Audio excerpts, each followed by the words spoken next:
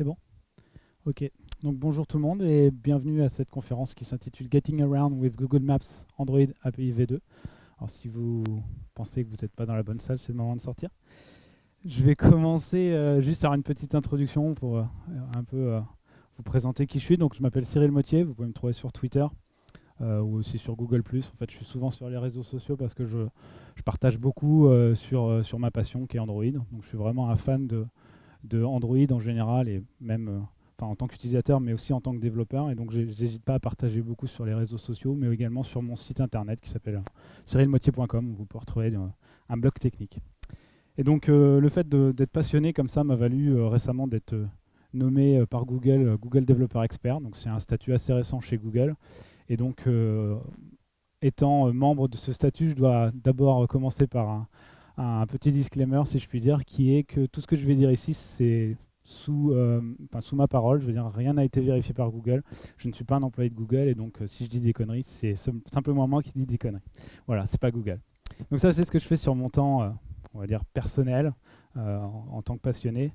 Après, professionnellement parlant, je travaille dans une société qui s'appelle Capitaine Train. Alors, je ne sais pas si des gens ici connaissent Capitaine Train. En gros, Capitaine Train, tout ce qu'on essaie de faire, c'est de révolutionner la façon l'expérience du train en général, c'est-à-dire du moment où vous achetez votre billet jusqu'à ce que vous sortiez du train et que vous soyez arrivé à destination. Et donc, si vous allez sur capitainetrain.com, vous allez pouvoir tout simplement accéder à ce site et vous verrez. Je pense que le mieux, ça sert à rien que je vous décrive vraiment ce que fait le site, en quoi on est mieux que Voyage SNCF par exemple. Le mieux, c'est d'essayer, et si vous êtes convaincu, vous utiliserez Capitaine Train pour la suite de vos voyages. Voilà.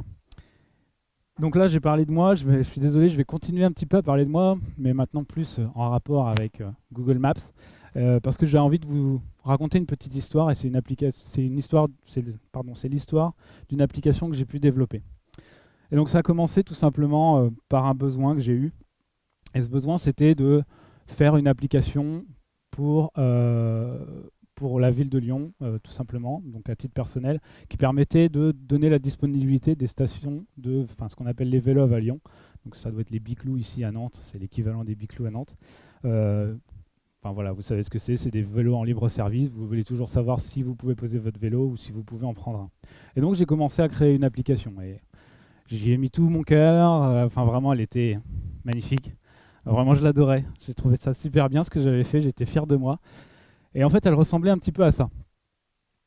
Pardon, je vais y arriver. Bon, décidément. On va laisser tomber ça.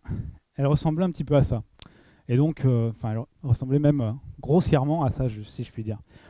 Quand on regarde cet écran-là, on se dit, c'est facile, c'est super simple, c'est sobre, etc.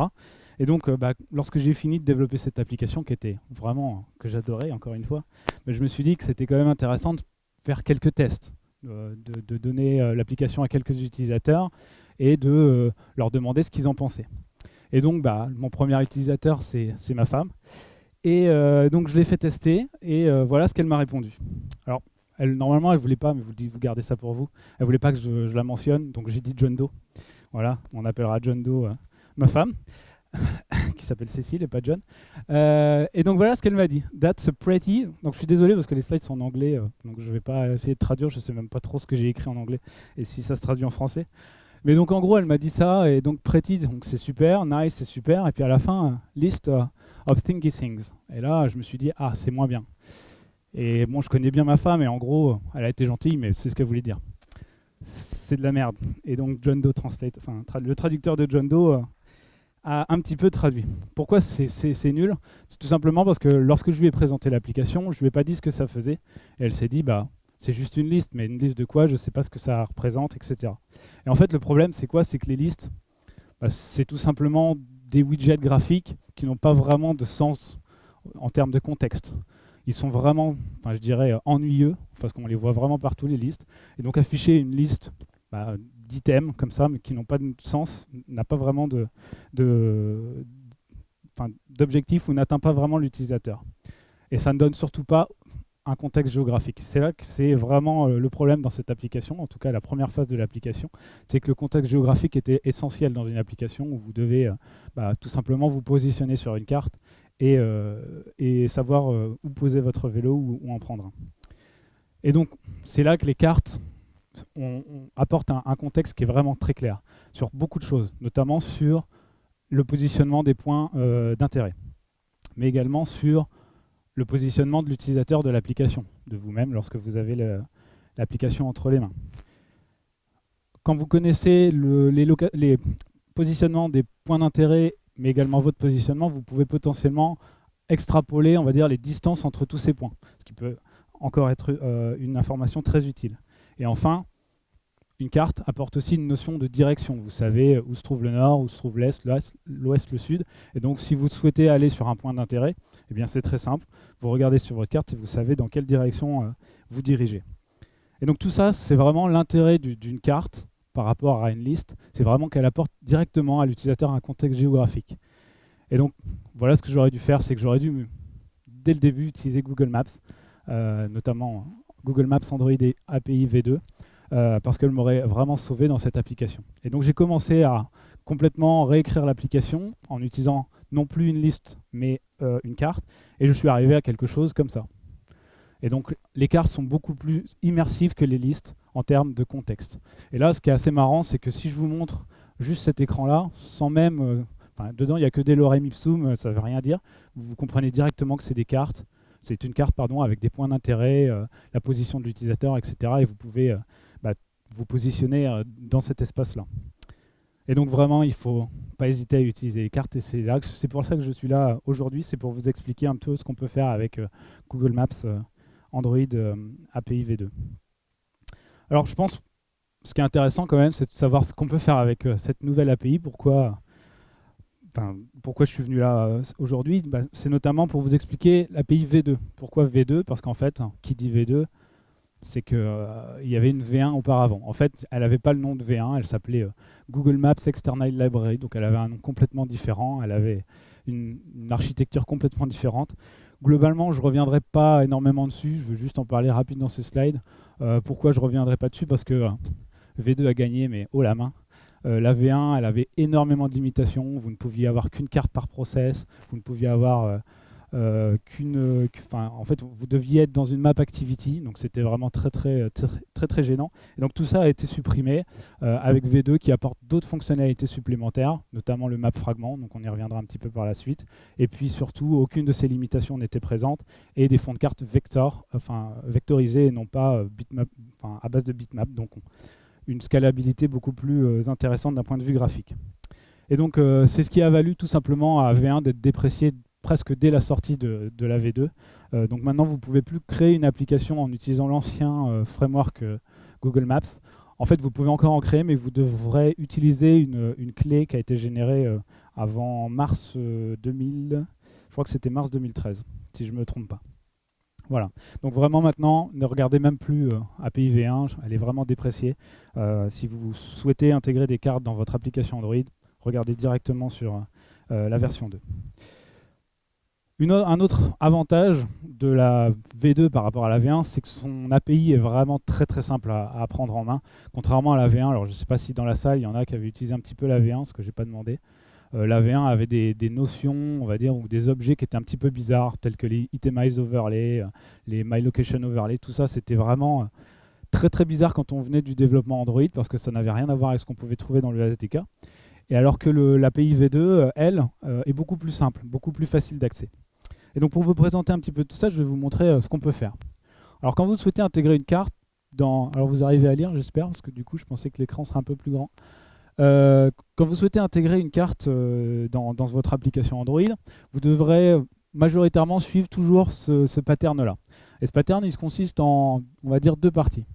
Donc déjà, lorsque vous allez vouloir utiliser une carte, vous utiliserez maintenant un map fragment ou un support map fragment, qui est en fait un fragment de la support library.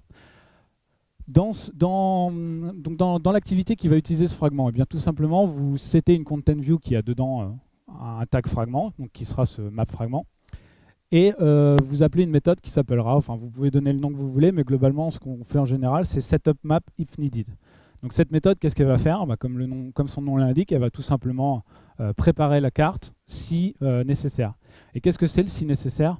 Eh bien, c'est tout simplement soit onCreate, soit onResume, et on y reviendra un peu par la suite. C'est tout simplement parce que lorsque, en fait, le composant carte utilise Google Play Services, donc qui est une application, et si l'utilisateur n'en dispose pas de cette application, eh bien, il va être redirigé vers le Google Play Store pour la télécharger. Et donc, lorsqu'il l'aura téléchargé, il va revenir dans votre application. Et il ne passera pas par onCreate, mais par onResume. D'où la nécessité d'appeler le setup map if needed aussi dans onResume, mais pas, et non pas que dans onCreate.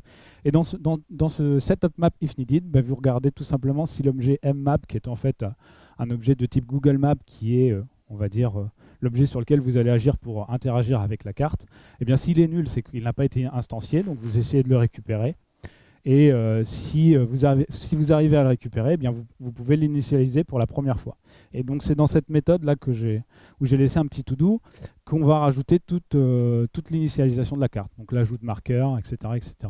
Et donc, par exemple, en parlant de marqueurs, je pense que les marqueurs, c'est quelque chose que tout développeur qui intègre une carte a envie d'ajouter à sa carte. Qu'est-ce que c'est qu'un marqueur? C'est tout simplement un point sur une position géographique donnée. Ici, j'ai mis un marqueur qu'on peut voir en rouge sur la carte sur Lyon. Et pour ce faire, bah, c'est très simple. Ce que je fais dans mon setup map if needed, donc je n'ai pas remis toute la partie d'avant, hein, c'est vraiment juste un extrait du code. Donc je crée un objet de type lat-longe, qui est en fait tout simplement la position géographique en latitude et en longitude, là, Lyon. Et dans ma méthode setup map, ce que je commence par faire, c'est de déplacer la caméra, donc c'est-à-dire le point de vue de la carte, pour qu'il soit zoomé sur Lyon. Et ensuite, je crée un marqueur à l'aide d'un objet qu'on appelle marker option, donc qui va définir toutes les propriétés de ce marqueur.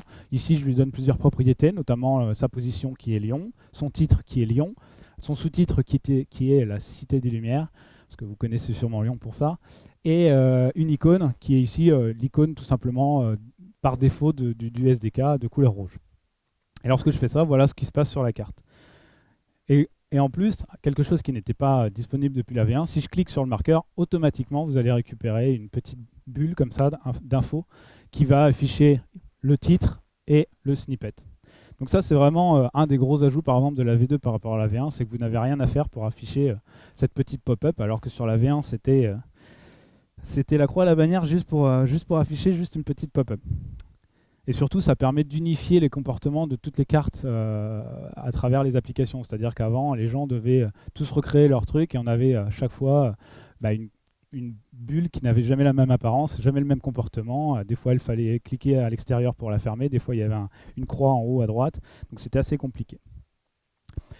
Quelque chose que vous pouvez faire, alors vous pouvez faire beaucoup d'autres choses avec les marqueurs, hein. Vous pouvez avoir des icônes complètement personnalisées, vous pouvez les rendre ce qu'on appelle draggable, donc vous allez cliquer dessus et le déplacer sur un autre point. Vous pouvez changer sa visibilité, vous pouvez le faire en sorte qu'il soit plat.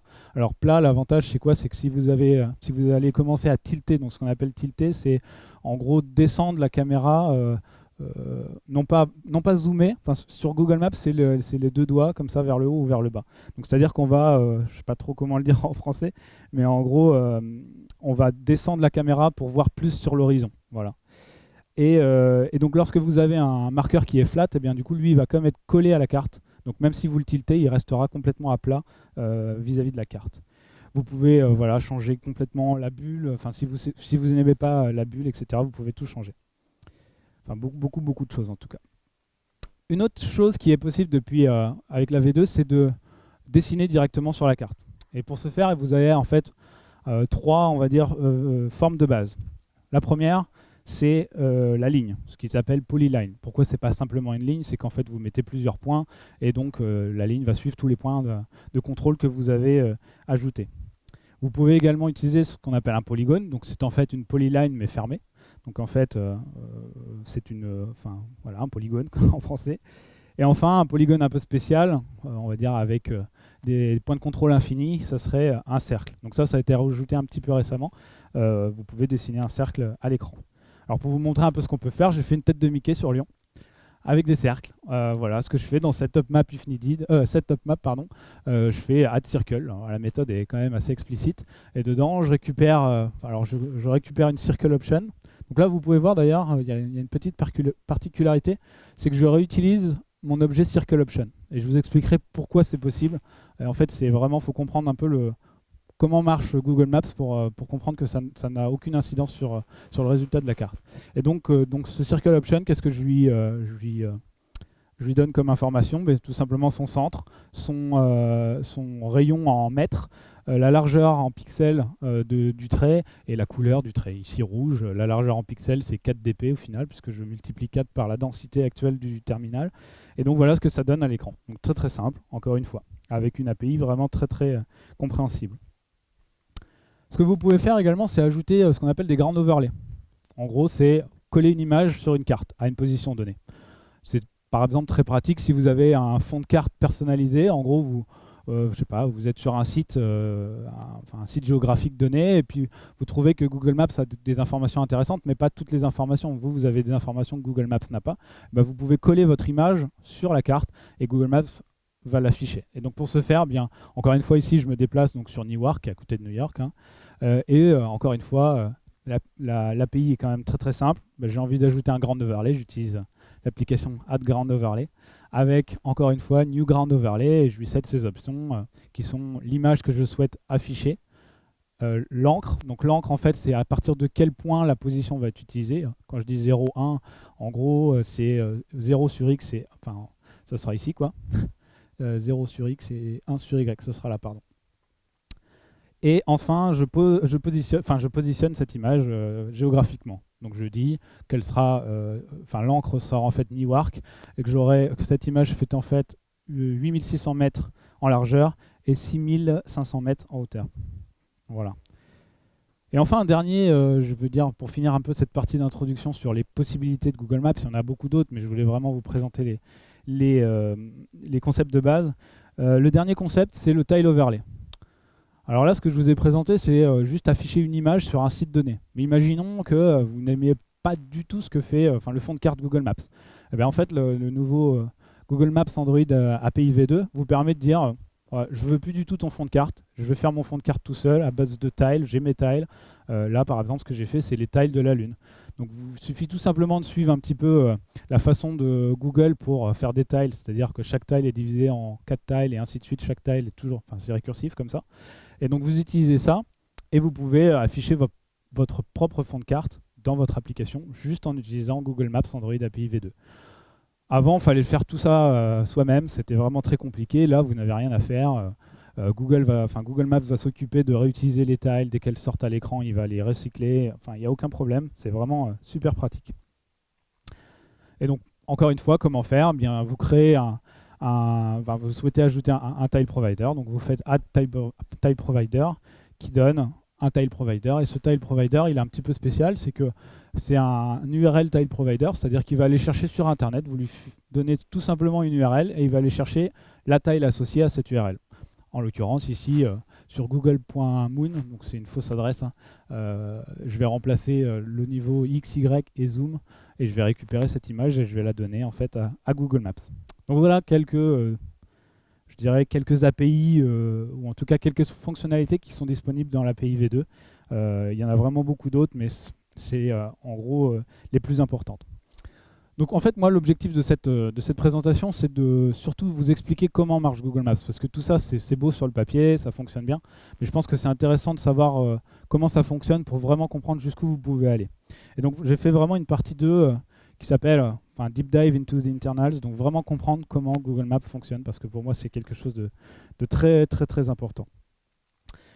Et avant de commencer toute cette partie-là, je pense que c'est le point principal, c'est que Google Maps, en fait, c'est pas juste une librairie que vous intégrez. Quand vous intégrez Google Maps, en fait, vous vous connectez directement à ce qu'on appelle les Google Play Services. Alors, je ne sais pas si vous en avez entendu parler, ça a fait, on va dire, grand bruit récemment, parce que c'est un petit peu la nouvelle façon qu'a trouvé Google pour faire de la mise à jour backward compatible, c'est-à-dire qu'en gros, vous pouvez mettre à jour des terminaux jusqu'à Froyo. Donc, de façon très simple. Par contre, en même temps, c'est aussi vu comme la façon qu'a utilisé Google pour détruire Android, dans le sens où tout ce qui est dans Google Play Services n'est plus open source et donc n'est plus accessible d'un point de vue open source. Donc dedans, vous retrouvez beaucoup de choses, des frameworks sur Google+, tout ce qui est push, ça se trouve aussi là-dedans, tout ce qui est Google Play Games, alors qui est quelque chose qui est sorti assez récemment. Donc tout ça, vous allez le retrouver dans les Google Play Services. Donc comment ça marche les Google Play Services? Je vais vous expliquer un petit peu comment ça marche. Donc vous êtes dans, enfin là, on est dans un téléphone. Imaginez qu'on est dans un téléphone. J'ai mon application qui utilise Google Maps.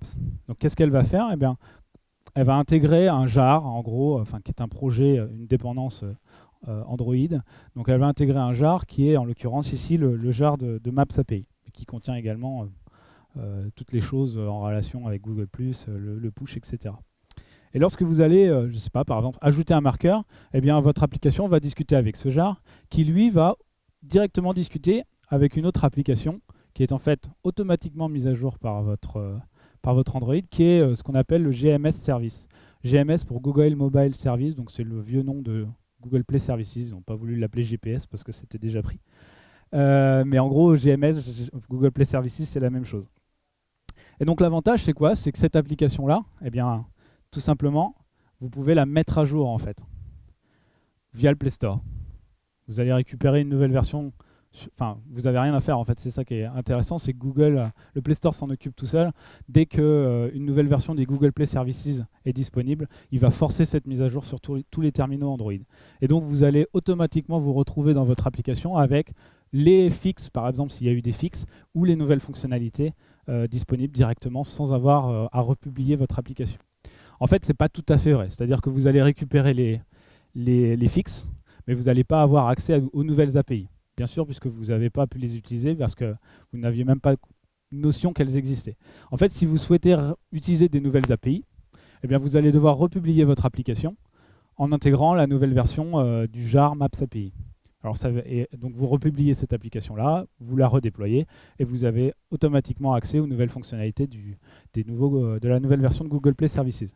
Donc là, vraiment, cette notion-là, c'est quelque chose assez récent sur Android, mais je pense que Google va le pousser de plus en plus parce que ça leur permet vraiment de pouvoir mettre à jour des terminaux qui sont très vieux, notamment tous ceux sous Froyo.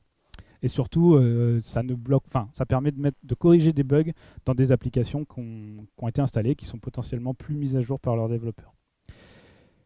Alors tout ça, c'est super bien d'un point de vue utilisateur. Ça veut dire que tout se met à jour. Il n'y a plus vraiment d'applications qui ont un bug. Il faut attendre la prochaine version d'Android pour avoir un fixe pour tout ça. Tout peut se faire de façon totalement asynchrone vis-à-vis des nouvelles versions d'Android.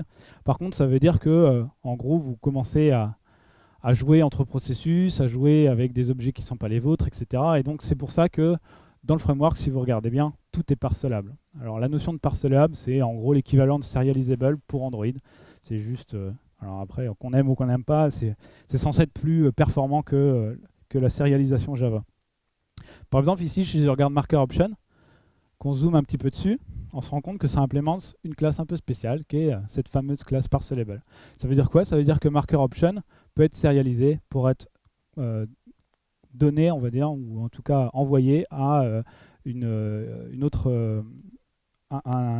classe qui va pouvoir ensuite la désérialiser et la lire. Alors ça, c'est super cool, mais par contre, ça veut dire que tous les calls que vous faites à l'API Google Maps se font en fait à travers un binder, donc qui est un objet qui vous permet de communiquer entre deux objets complètement découplés. Et ça peut être des fois, en tout cas, beaucoup plus. Enfin, en tout cas, c'est sûr que c'est plus lent que juste un appel direct. Tout simplement parce que vous avez cette phase de sérialisation et de désérialisation. Donc lorsque vous commencez à ajouter beaucoup de marqueurs ou lorsque vous souhaitez faire, je sais pas, beaucoup par exemple de projection, parce qu'il y a un objet projection, donc savoir pour un point géographique donné le pixel sur l'écran associé, eh bien tout ça, ça peut prendre énormément de temps, ou en tout cas plus de temps que si vous faisiez la projection par vous-même. En fait, j'ai fait quelques tests et je suis arrivé à peu près, c'est 20 fois plus lent par exemple de passer par un binder que de passer tout simplement par un appel direct. Donc sur la plupart de vos codes, je dirais, ça ne posera pas de problème. Ça devient juste problématique lorsque vous souhaitez faire ce que j'appelle du code critique, c'est-à-dire qui doivent s'exécuter en moins, par exemple, de 16 millisecondes, qui est le temps d'une frame. J'ai fait quelques exemples. Si j'appelle 100 fois sur mon Nexus 4, enfin maintenant c'est un Nexus 5, mais quand j'ai fait mes slides, c'était un Nexus 4. Quand j'appelle 100 fois la projection d'un point géographique pour en récupérer sa coordonnée sur l'écran, ça prenait 20 millisecondes. Donc en gros, j'ai déjà perdu une frame d'affichage. Donc n'hésitez vraiment pas dans ces cas-là à éviter, enfin si vous pouvez éviter de faire les calls, eh bien, faites-le. C'est-à-dire tout simplement en gardant les objets dans votre application, dans un cache de votre application et en utilisant ces objets-là directement plutôt qu'en passant par les méthodes de l'API. Je pense notamment à marker si vous souhaitez récupérer sa position. Au lieu de faire getPosition du marqueur, gardez la position dans votre application, comme ça vous serez certain qu'il n'y aurait pas cette phase de sérialisation et de désérialisation. Un autre point qui peut poser, enfin moi que je trouve presque une des plus grosses critiques de ce nouveau framework, c'est que cette vue-là n'est pas vraiment une vue. Donc en fait, ce que je veux dire par là, c'est que ce n'est pas vraiment une vue classique. En fait, si vous commencez à regarder la hiérarchie de vue, pardon, vous vous rendrez compte que suivant l'API courant, c'est soit une texture view, soit une surface view.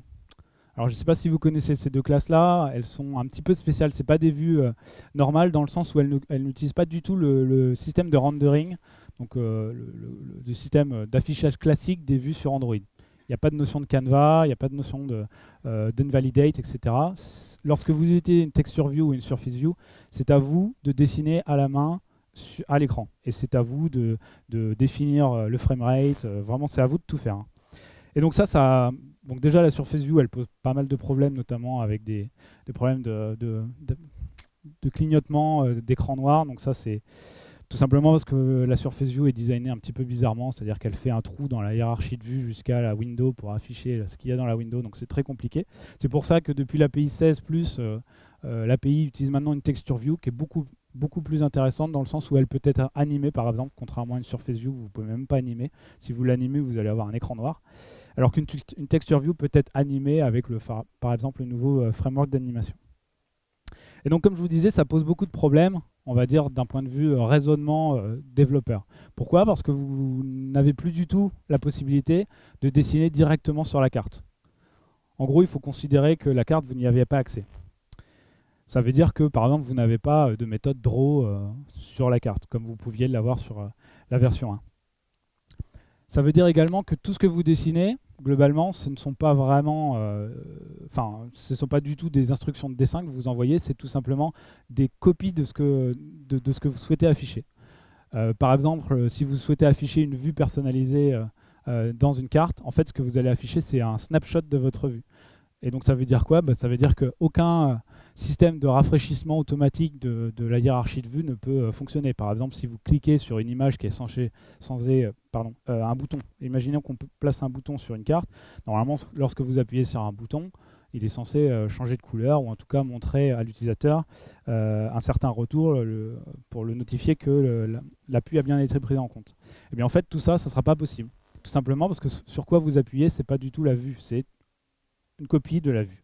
Et donc ça sera à vous de faire tous les calls si vous souhaitez la rafraîchir, de dire à Google Maps, il faut que tu me redemandes maintenant de rafficher cette vue parce qu'elle a changé d'apparence ou elle a changé de taille. Donc vraiment, en fait, ce qu'il faut voir, c'est que vous n'êtes plus du tout dans le rendering classique d'Android. Ce que j'ai oublié de dire aussi, c'est que dans mon slide précédent, c'est que la vue que vous voyez, en fait, c'est pas vraiment une vue. Globalement, la map view qui vous est fournie par le framework, c'est un frame layout. C'est-à-dire un ensemble de vues dans lequel vous allez retrouver cette texture view et surface view. Et surtout, je vous conseille vraiment de ne pas toucher à cette hiérarchie de vues. Essayez pas d'aller faire des add view dans la map view, sinon vous allez au-devant de graves problèmes. Alors les développeurs Android, je pense, vont se reconnaître aussi dans cette petite citation qui vient tout simplement de la doc, qui dit que vous devez toujours être dans le UI thread lorsque vous souhaitez accéder à, quelle que soit la méthode, à une méthode de vue. Mais en fait, ça, vous pouvez complètement le transposer avec le framework Google Maps Android API V2. De la même façon, lorsque vous utilisez une Google Map, vous devez toujours être dans le UI thread. Donc ça veut dire quoi? Ça veut dire encore une fois que si votre call, si vous faites beaucoup d'appels, parce que comme je vous ai dit, les appels peuvent être assez lents et qui doivent être faits forcément dans l'UI thread, vous pouvez facilement commencer à à ralentir votre application et ça peut vraiment être très problématique. Si vous commencez, enfin vous pouvez essayer, si vous le faites, vous aurez une illegal state exception. Voilà. Alors par contre, je dis bien Google Maps, parce que Google Maps, en fait, derrière, est tout simplement l'entité qui vous permet d'interagir avec la map view. Mais si vous voulez faire des projections, par exemple, il y a quelques classes qui n'utilisent pas du tout des vues en interne. Eh bien, par exemple, la classe projection, vous pouvez tout à fait l'utiliser dans un thread background. Il n'y a aucun problème. Alors maintenant, maintenant que je vous ai présenté un peu toutes les fonctionnalités de Google Maps, je vais vous présenter quelques petites astuces. Notamment, une des premières astuces quand on développe sur Android, c'est d'attacher de l'information au marqueur. Alors, je vous ai montré que c'est possible d'attacher l'information de position à un marqueur, son titre, son sous-titre. Mais si vous voulez ajouter quelque chose d'autre, parce que c'est vos data, en fait, on se rend compte qu'on est vite coincé. Pourquoi? Parce que marqueur a un petit problème, comme toutes les classes d'ailleurs de Google Maps, il est final. Ça veut dire quoi? C'est que vous ne pouvez pas étendre la classe et ajouter vos propres paramètres. Alors du coup, vous êtes obligé de faire avec ça. On ne peut pas bypasser le final. Eh bien, tout simplement, la façon de faire, c'est d'utiliser une collection qui map un marqueur à votre donnée. Et donc là, ce que je vous ai montré, un exemple, c'est HMap, Linked HMap, ou même le tout nouveau ArrayMap. Je suis en train de vous vendre un aspirateur là. Le tout nouveau ArrayMap qui est sorti avec KitKat, qui est censé, dans le projet Svelte, en gros, c'est un projet qui a été donné par Google. Le nom du projet a été donné par Google, donc Project Svelte. L'objectif était vraiment de réduire la consommation mémoire d'Android. Et donc, ils ont complètement réécrit une classe qui hérite de map et donc qui est beaucoup moins consommatrice de mémoire que HMap, qu'on utilise généralement en tant que développeur Java. Par contre, elle est aussi moins performante, donc elle est vraiment conseillée par Google lorsque vous commencez à avoir juste une centaine d'éléments dans votre HMap, dans votre map, pardon. Si vous commencez à avoir plus d'une centaine d'éléments, utilisez une HMap. Et oui, donc petit point, il y a une map qu'il ne faut surtout pas utiliser, qui est dans le framework, qui s'appelle Weak HMap. Alors je ne sais pas si vous la connaissez celle-là. En gros, tout simplement, c'est une map, donc qui associe une clé et une valeur, mais qui va tout simplement regarder va avoir une référence faible sur la clé. Et si cette clé est garbage collectée, la valeur est aussi garbage collectée avec elle. Donc ça veut dire quoi? Donc c'est que si je mets un marqueur ici à la place, donc là en gros je fais map marqueur string par exemple, avec une weak hash map, si le GC vient récupérer mon marqueur, je vais perdre ma donnée associée. Donc surtout, n'utilisez jamais un weak hash map. Et tout ça, en fait, le problème, c'est que personne n'a de référence sur votre marqueur. En fait, les marqueurs sont créés à la volée et il ne faut surtout pas utiliser une weak hash map, sinon vous pouvez potentiellement perdre des données dans votre map. Donc maintenant qu'on sait qu'on peut utiliser une map, pardon, je crée. D'ailleurs, le code n'est pas Java 7, j'aurais pu le refaire. Vous n'êtes plus obligé maintenant d'utiliser ça. Il y a de l'inférence de type, donc vous utilisez l'opérateur diamant. Et donc je crée une HMap qui va contenir mes marqueurs et je vais leur associer une information. En l'occurrence ici, cette information c'est de type integer. Et donc cette integer sera en fait la position dans le curseur de la donnée. Parce que je vais tout simplement requêter toutes mes données dans une base de données. Android va me donner un curseur. Avec ce curseur, je vais récupérer les longitudes, latitudes. Et en fait, il y a beaucoup d'autres données que je veux garder dans le curseur. Et donc, pour éviter de les charger au démarrage de l'application, tout simplement, je garde le curseur et je garde la position de chaque marqueur dans le curseur. Setup map, qu'est-ce que je vais faire? Je vais faire update POIs. Et donc, cette méthode update POIs, qu'est-ce qu'elle va faire? Elle va tout simplement commencer par vider mon cache. Si la map est différente de nulle, alors je enlève la méthode .clear va enlever tous les marqueurs qui ont été précédemment ajoutés. Et ensuite, j'ajoute un nouveau marqueur option. Donc, je crée un nouveau marqueur option et je vais m'en servir pour ajouter de nouveaux marqueurs. Ici, ce que je fais, mmap marker add marker avec une position bien précise qui a été récupérée du curseur. D'accord? Ensuite, je associe ce marqueur à la position dans le curseur pour que je puisse aller récupérer d'autres informations à la demande sur ce marqueur. Alors il y a la deuxième partie que vous devez peut-être connaître, hein, enfin beaucoup plus classique on va dire, qui est la callback du loader manager. En gros, j'ai lancé un loader manager pour récupérer un cursor. Qu'est-ce que je fais? Je crée mon cursor pour récupérer l'ensemble de mes données. Lorsque le cursor est chargé, je garde une référence sur le cursor et j'update mes POI. Et enfin, lorsque le système me dit il faut que tu lâches la référence sur le cursor, je lâche la référence sur le cursor et j'update encore mes POI pour potentiellement les supprimer. Donc là, l'avantage, c'est vraiment que j'en fais le moins possible. C'est-à-dire que j'ai chargé un curseur et de ce cursor, je n'ai pris que les données de longitude et de latitude. Mais dans ce curseur, j'avais peut-être d'autres informations, notamment le titre, le sous-titre et tout ça. Et donc, vraiment, ce que j'ai fait ici, c'est que j'utilisais ce que j'ai appelé la bi-attitude. Et notamment, soyez lazy. Faites le moins possible, surtout au démarrage, pour éviter d'avoir des temps de chargement assez importants. Pensez également à la mémoire, parce que tout ce que vous chargez qui ne sera potentiellement pas affiché va prendre de la place en mémoire et pourra potentiellement finir sur des out of memory exception, errors. Et croyez-moi, avec ce framework-là, il y en a beaucoup, tout simplement parce que tout est bitmapisé, et donc vous vous retrouvez avec énormément de mémoire utilisée. Et soyez sympa avec les utilisateurs, encore une fois, un peu à l'instar du Project Svelte, moins vous en faites, moins vous prenez de mémoire, mieux c'est. Et donc, pour continuer sur cet exemple-là, ce que j'ai fait, c'est que quand je clique sur mon marqueur, je souhaite afficher cette petite pop-up que je vous ai montré au début avec Lyon. Et donc, mais comme je n'ai pas chargé lorsque j'ai ajouté mes marqueurs sur la carte, qu'est-ce que je peux faire pour les afficher? Eh bien, tout simplement, je vais utiliser ce qu'on appelle un set info window adapter, donc qui va être appelé par le framework lorsque vous appuyez sur un marqueur. Et lorsque vous appuyez sur un marqueur, ce que vous faites, c'est que dans la méthode getInfoContents, eh bien vous bougez votre curseur sur la bonne position.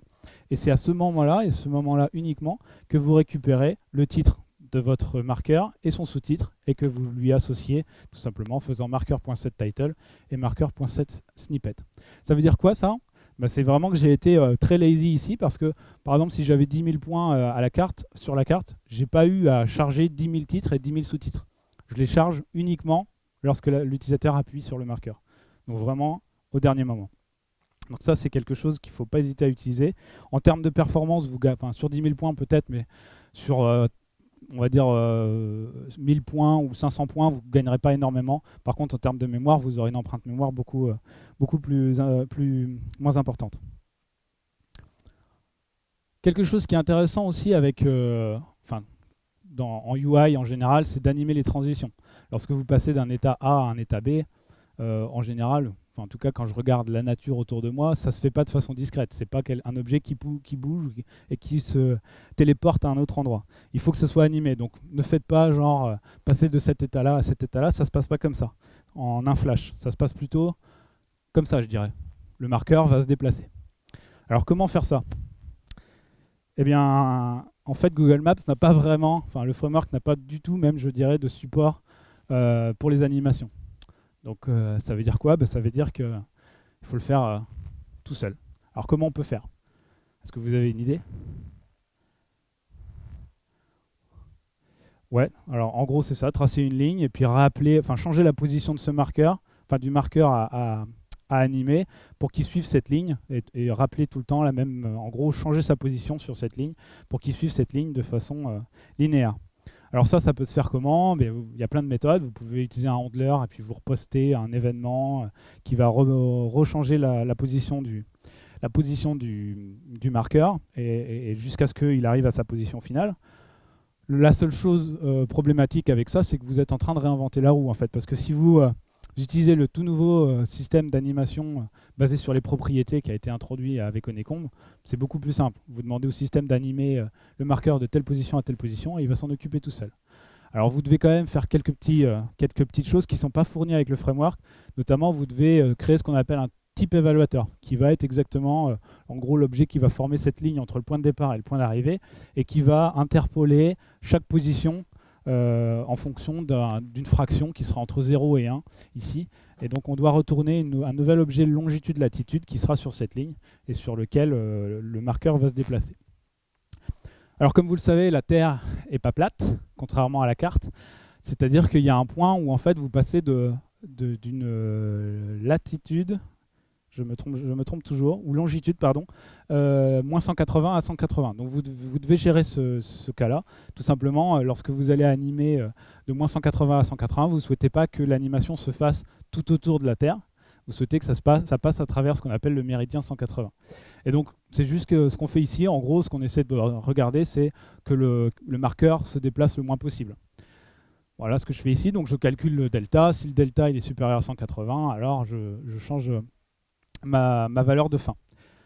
Ensuite, le truc est, je veux dire, l'algorithme est très simple. J'évalue en fonction de la fraction actuelle la latitude et la longitude. Donc si je regarde, c'est le start value plus fraction. Enfin, en gros, c'est la distance que je dois parcourir fois où j'en suis sur cette distance plus le départ. Et je retourne une nouvelle latitude-longitude avec ces nouvelles new lat et new long. Donc là, j'ai juste créé un type evaluator. Maintenant, j'ai plus qu'à créer un object animator et laisser le système faire l'animation. Alors, il y a pas mal de code, un peu de boilerplate là, mais globalement, je vous rassure, c'est pas très compliqué. Je crée une instance de cet évaluateur que je viens de créer. Ensuite, je crée une property. Alors, une property, c'est tout simplement un objet qui vous permet d'accéder à une propriété d'un objet. En l'occurrence, ici, je souhaite animer quoi? Je souhaite animer position. Donc, ce que je vais faire, c'est que je vais créer une property. Donc ça, c'est dans le package android.os. Donc, une propriété sur la classe marqueur qui a comme nom setPosition et getPosition. Donc là, automatiquement, le framework va faire de la réflexion pour savoir le nom, enfin, pour récupérer une référence sur setPosition et sur getPosition. Et cette méthode-là, elle prend comme entrée une classe de type, enfin un objet de type latLng. Ensuite, je vais souhaiter créer deux latLng, donc Lyon et Paris, pour pouvoir animer mon marqueur entre Lyon et Paris. Donc là, après, voilà, on va voir sur la suite. Je crée, donc dès que je vais cliquer sur mon marqueur, je vais utiliser ce click listener sur ce marqueur. Je crée mon marqueur et je l'ajoute à l'écran en gardant à la carte en gardant une référence.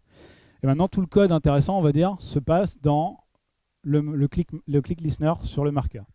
Donc dès que je clique sur le marqueur, qu'est-ce que je vais faire? Bien, tout simplement, Google Maps va m'appeler ici. Si je regarde donc où je me positionne actuellement, si je suis à Lyon, ben, j'ai envie d'aller à Paris. Si je suis à Paris, bien sûr, je vais à Lyon. En gros, l'objectif, c'est qu'à chaque fois que vous cliquez, vous changez de ville. Je regarde si mon marqueur animator a déjà été initialisé. S'il n'a pas été initialisé, alors je l'initialise. Et donc là, l'objectif, c'est vraiment d'animer le marqueur sur cette propriété-là, donc la propriété position, en utilisant cet évaluateur-là, donc un évaluateur de latLng, et en partant de la position, en allant de ma position actuelle à la position de destination mCurrentDest. D'accord? En gros, voilà. Et donc ça, c'est dans le cas où je n'ai pas créé mon marqueur. Si mon marqueur a déjà été créé, j'ai juste à setter la nouvelle position de fin en utilisant la méthode setObjectValues qui est de la même façon mCurrentDest. Et enfin, lorsque ce marqueur est initialisé, je dis au framework d'animation, tu peux y aller, commence à animer ce point de Lyon à Paris ou de Paris à Lyon. Voilà, donc très simple, tout simplement en rappelant continuellement la méthode setPosition jusqu'à sa position finale. Alors comme je vous ai dit, le seul petit, on va dire, bémol de cette méthode-là, ça veut dire qu'il y a quelque chose qui est caché sur le slide précédent, qui est property of. Je vous ai dit que là, je passe une string position, et non pas une méthode qui s'appelle setPosition. En fait, ce que va faire le framework, c'est qu'il va chercher une méthode qui s'appelle setPosition et une autre qui s'appelle getPosition. Et ça veut dire quoi? Ça veut dire que tout simplement, pour ce faire, il va faire de la réflexion. Et donc, s'il fait de la réflexion, il faut vraiment vous méfier dès que vous allez commencer à offusquer votre application. Et donc, ce que j'ai fait, moi, personnellement, dans mon application, c'est que j'ai informé ProGuard de ne pas renommer cette méthode-là dans le SDK. Donc, j'ai dit à ProGuard, tu me laisses les méthodes setPosition et getPosition de la classe com.google.android.gms.maps.model.marqueur. Voilà. Donc ça, c'est si vous souhaitez animer et utiliser exactement le même code, vous rajoutez simplement ça dans votre ProGuard et il n'y aura aucun problème. En fait, c'est ce que fait la configuration ProGuard par défaut. Sur toutes les vues, elle laisse tous les getters et tous les setters intacts pour que vous puissiez l'animer sans risquer de crasher à l'exécution. Donc voilà, donc ça c'était quelques petits exemples, il y en a beaucoup d'autres. Si vous souhaitez avoir pas mal de, on va dire aller un peu plus loin avec Google Maps et que vous souhaitez accéder à des, on va dire, des classes utilitaires, je vous conseille vraiment d'aller sur ce projet-là qui est googlemaps.github.io. Android Maps Utile, donc qui est directement géré par les gars derrière le framework, dans lequel ils ont rajouté des objets qui peuvent être très très pratiques, notamment des méthodes telles que, enfin des classes telles que Spherical Projection. Donc si vous souhaitez faire de la projection sphérique, faire du clustering, ils ont commencé à travailler sur le clustering, donc c'est assez intéressant de regarder ce qu'ils font. Et vous pouvez même trouver des objets pour créer des bulles complètement custom. Donc vraiment, je vous conseille d'aller faire un tour sur ce repo GitHub qui est vraiment très intéressant et qui est mis à jour très très régulièrement par Chris Broadfoot. Voilà, donc un gars de l'équipe Maps à Sydney. Et voilà, ça termine mon intervention. Donc je vous remercie beaucoup pour cette presse. Et si vous avez des questions, n'hésitez pas. Voilà. Merci. Ouais. Oui. Non, c'était des fonds de cartes vectorisés, sauf bien sûr la Lune, parce que la Lune, du coup, c'est mon fond de carte à moi, et donc en fait, l'API vous permet simplement d'utiliser des bitmaps lorsque c'est notre propre fond de carte. Par contre, dès qu'on commence à arriver sur qu'on utilise les fonds de carte Google, c'est du vectorisé. Sauf bien sûr si vous arrivez sur des photos aériennes qui ne peuvent pas être vectorisées, quoi. Mais sur tout ce qui est, on va dire, direct, enfin tout ce qu'on affiche, je ne sais plus comment ça s'appelle, je crois que c'est pas hybride, c'est encore un autre nom, mais le fond de carte classique, avec, c'est tout vectorisé, ouais. Tout vectorisé. Oui. Alors là, c'est là que je voulais expliquer vraiment comment fonctionne Google Maps en interne. C'est pas possible. Non, globalement, tu vas être obligé de passer soit par un tile provider. Donc en gros, tu peux faire un overlay avec ton propre tile provider sur les fonds de carte Google. C'est-à-dire que tu passes toujours par des bitmaps. Toujours par des bitmaps, donc ça veut dire beaucoup de consommation mémoire, potentiellement de la sérialisation, désérialisation, donc c'est assez lent. Ça fonctionne, mais voilà, c'est le problème un peu, on va dire c'est le trade-off, quoi. En fait, ils ont vraiment pris, ils ont pris ce parti-là de dire on passe carrément par une texture view ou une surface view pour avoir notre propre rendering pipeline qui peut être plus rapide que le rendering pipeline classique. Ce qui est le cas d'ailleurs, il est beaucoup plus rapide que s'ils avaient fait ça via Canva classique. Par contre, ça veut dire que les développeurs n'ont pas accès directement à la hiérarchie de vue et notamment à comment afficher des marqueurs ou autre chose sur la carte, quoi. Donc si tu souhaites afficher ce que tu veux, il faut que tu le dessines d'abord dans une bitmap, tu envoies cette bitmap à Google Maps et Google Maps va l'afficher sur la carte. Voilà. Mais ça veut dire que c'est pas vectorisé. C'est de la bitmap, c'est rasterisé. Oui. Ouais. Ah, si tu as, alors je sais pas du tout le modèle d'encodage des tiles, mais je pense qu'il est similaire à Google Maps. Si c'est exactement le même, il n'y a pas de problème, quoi. Par contre, tu seras obligé de laisser Google en bas. Parce que le Google n'est pas simplement mis pour le fond de carte, il est également mis pour le framework en lui-même. Donc même si tu utilises OpenStreetMap et que tu utilises Google Maps Android API, il faudra que tu laisses le Google dessus, ce qui sera peut-être un peu bizarre. Alors après, il y a des mecs qui mettent des vues dessus pour le cacher, mais bon, à tes risques et périls. C'est mis dans les conditions qu'il ne faut pas le faire. Oui.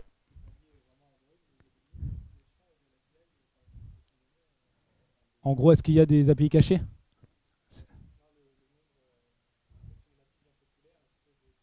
Alors, comment ça se passe? Alors, j'en ai pas parlé de tout ça parce que tout le setup c'est un peu chiant et voilà, c'est pas super intéressant, je pense, à raconter dans une conférence. Mais en gros, globalement, dès que vous faites une application, vous devez demander à Google une clé d'API. Cette clé d'API, vous la mettez dans votre Android Manifest, qui va être utilisée à chaque fois que vous créez une Google Maps en fait. Et il va vérifier que cette clé d'API est bien valide en fonction du certificat de votre application, parce qu'elle est basée sur le certificat et sur le package name de votre application.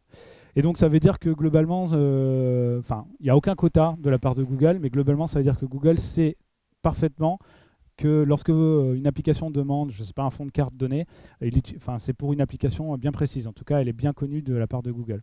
Donc si vous commencez à faire des bêtises, peut-être que ça peut poser problème de la part de Google. Mais globalement, dans la documentation, il n'y a pas de quota, il n'y a aucun problème.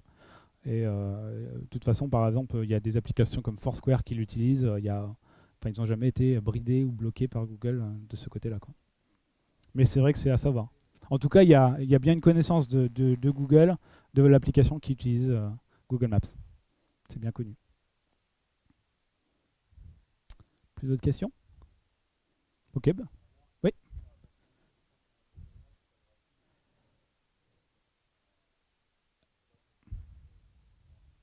Bah là, en l'occurrence, est complètement gratuit. Oui. D'ailleurs, elle doit être affichée, d'ailleurs, la licence dans l'application. Pardon? Oui, il y a ça, et en plus elle doit être affichée dans l'application si on suit les guidelines. De la même façon, on peut aussi, enfin, grâce à une nouvelle API, complètement faire un screenshot de l'écran. Et ça, globalement, Google Maps a bien dit, ça ne doit pas être utilisé pour faire complètement un screenshot de la carte enfin, du monde, quoi. Donc attention, quoi. Voilà, c'est vraiment fait pour être affiché dans un téléphone, dans une taille de téléphone, pas faire des screenshots à tout va pour remonter ça sur votre serveur et faire du scrapping des données Google, quoi. Voilà, attention quand même. Ça, c'est dans les, oui, c'est dans les règles. Oui, bien sûr. Ben, au final, en gros, il faut repartir de zéro. Non, non, mais comme je disais, les API sont très différentes. Alors, le seul point qu'il faut bien comprendre, c'est ça, c'est qu'on ne peut pas dessiner directement sur la carte comme l'ancien. Après, l'API, au final, est plus simple, beaucoup plus simple que la V1. Donc, enfin, elle est très vite prise en main et c'est assez facile. Moi, j'avais fait ça du coup sur l'application Avelove. Ça m'avait pris quelque chose comme une demi-journée, quoi. Une demi-journée. Après, j'ai voulu faire beaucoup plus avec des notions de clustering et tout. Et c'est là que je me suis un peu tapé le nez contre le mur, on va dire, parce que j'ai dû rencontrer tous ces problèmes voilà, de fait qu'il y ait la sérialisation, désérialisation, que tout soit bitmap, que ce soit une texture view, surface view. Enfin voilà. C'est pour ça que je pense que c'est intéressant de comprendre tout ça avant de commencer à arriver sur des trucs un peu costauds sur les cartes. Mais si vous voulez afficher que des marqueurs, ça se fait comme ça, quoi, hein, je veux dire, hein. Dès que vous restez dans les clous de l'API, il n'y a pas de problème. Bah, c'est ce que je disais, en fait, là, si tu regardes un peu, alors c'est pas dans la branche master, mais il y a déjà des trucs, enfin il y a des trucs dans la branche master, mais je crois pas qu'il y ait l'animation. Alors après, tu peux faire l'animation toi-même, parce que j'ai montré comment animer, mais globalement, là, il y a déjà des initiatives sur du clustering avec Google Maps V2. Sinon, il y a deux autres librairies qui sont Clustercraft et alors je connais le mec, c'est Massiège, mais je sais plus le nom de sa librairie. Voilà, je peux plus, mais je peux t'en reparler après si tu veux, je le retrouve sur internet et je te dis, hein.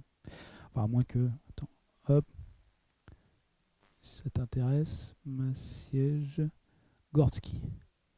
C'est ça.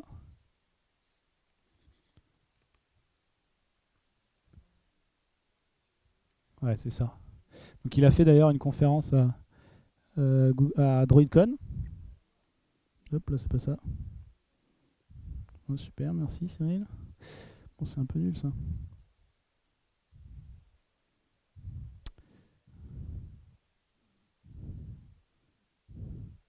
Bon, en gros, tu cherches le nom, bon, c'est un peu compliqué. Maciej Gorski, il a un projet sur Google Code et dedans il y a du clustering. Voilà. Donc en fait, en gros, tu as trois initiatives, on va dire actuellement. Celle de ce gars-là, Maciej, celle de Clustercraft, donc qui doivent être des New-Yorkais si je ne me trompe pas, et celle carrément de Google sur le repo GitHub que j'ai pu mentionner. Voilà. Et il y a celle que dans Avelove, mais qui n'est pas open source et que je garde pour moi. Voilà. Ok, bah, si, d'autres questions? Ah, alors les maps offline, c'est une question souvent qu'on me pose parce qu'en fait c'est possible avec Google Maps, avec l'appli Google Maps. En fait, lorsque vous intégrez le framework, automatiquement il va y avoir du caching qui va se faire. Donc c'est-à-dire que si vous commencez à afficher un endroit particulier de la carte, le caching va se faire sur cet endroit particulier, il va se mettre sur la SD card, même si vous n'avez plus de